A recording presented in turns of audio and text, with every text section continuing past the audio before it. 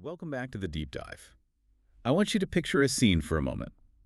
It's late. hmm You're sitting at a desk that is probably, let's be honest, too small for the amount of paper covering it. Oh, I know that desk. You've got a coffee that's gone cold about an hour ago, and in front of you is a stack of textbooks that weighs more than a small child. Yep. If you are listening to this, you know exactly where you are. You are in the trenches of the ATPL theory exams. The airline transport pilot license. The marathon. The marathon is right. And today, we are going to focus on one specific hurdle in that marathon. Okay. It's a tool that sits on that desk staring at you. It's round. It's usually made of plastic, sometimes metal if you're fancy, and it is covered in more numbers than a stock market ticker. The flight computer. The Yeah. CRP-5. The E6B. Or, as it's affectionately known by students around the world who want to throw it out the window, the whiz wheel. The whiz wheel. It feels like such an anachronism, doesn't it? It really does. We live in a world of iPads, flight management systems, GPS, that can track you down to the inch. And yet, to become a professional pilot in the 21st century, you have to master a device that looks like it was invented during the Renaissance. It actually feels that way, you know? But there is a method to the madness. The exam board isn't just trying to torture you, though it might feel like it. Sometimes it really does. The navigation computer, it represents a fundamental understanding of the relationships between numbers and aviation. If the batteries die, if the GPS gets jammed, if the screens go black, well, the math doesn't change. And this wheel. It never runs out of batteries. That's the learner mindset we're adopting today. Yeah. We aren't just here to figure out how to spin the dial. We are here to get you exam ready. Right. We are focusing specifically on Chapter 7 of your study material: distance, speed, time, and conversions. Right. This is the bread and butter of the general navigation syllabus. It really is. By the end of this hour, we want you to look at that wheel, not as an enemy, but as the ultimate cheat sheet. That's a great way to put it. It really is a cheat sheet if you know how to read it. So let's start with the basics. When I pick this thing up, it spins. It has a slide rule on the back for wind, which we're ignoring today, and this circular face on the front.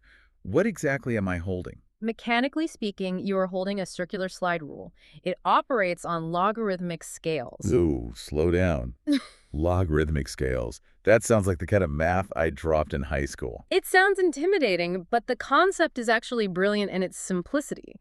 Normal addition and subtraction are, linear, but multiplication and division, that's hard to do mechanically. Right. Logarithms allow you to turn multiplication into simple addition. So when you rotate that inner disk, you aren't just moving numbers around. You are physically adding lengths of scales together to perform multiplication. Okay, so I don't need to know the log tables. No. I just need to trust the geometry. Exactly. You don't need to be a mathematician. You just need to be a mechanic. The entire device operates on one single core philosophy: the ratio. The ratio. Okay, let's dig into that. Think about it this way. If I tell you that apples cost, say, $2 each, I have given you a ratio. One apple at $2. Right, one apple is to $2. If you want 5 apples, the cost is $10.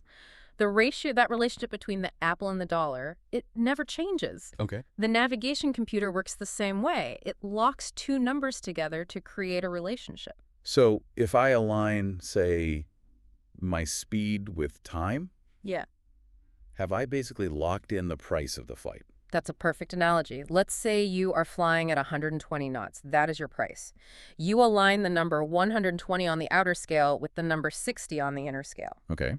You have now mechanically locked the wheel to say, every 60 minutes we travel 120 miles. And once that is locked, I can look anywhere else on the wheel to see the cost for a different amount of time. Precisely. You don't have to move the wheel again. If Yeah. you want to know how far you go in 30 minutes, you just look at 30. Right. If you want to know how far in 10 minutes, you look at 10. The ratio holds true for the entire 360 degrees of the circle. Okay, but you mentioned something there that I think trips up a lot of people right at the start. You said align. All right. Many thanks for listening to this free part of the ATPL Theory podcast. If you want to continue learning and access the full comprehensive guide, go to my Patreon at patreon.com/ATPLtheory or my Hero at herohero.co/ATPL. That is patreon.com/ATPLtheory or herohero.co/ATPL. Wishing you all the best